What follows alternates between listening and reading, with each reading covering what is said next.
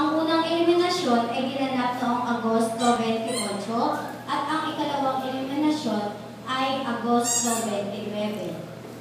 Nakapili ang mga guro ng 6 na kalahok sa ikalawang eliminasyon at yun nga po sila. Ang mga napiling kalahok ay bibigyan lamang ng isang pagkakataon upang biglasin ang pyesa na pinamagatang sa lupang tinubuan. Ang mga mag-aaral ay maaaring magsuot ng anumang kasuotang Pilipino at gumamit ng props, subalit ang mga ito ay walang karagdagang puntos. Narito naman po ang panukatan sa isahang pagbigkas. Una ay ang paghahari ng kaisipan o mastery, 40 bahagdan, 40%.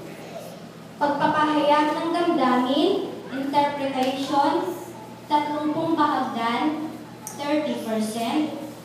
Lakas at kalidad ng boses o voice quality, 20 bahagdan or 20%. Tikas sa tanghalan, audience impact, 10 bahagdan or 10%. At may kabuuan po 100 bahagdan o 100%.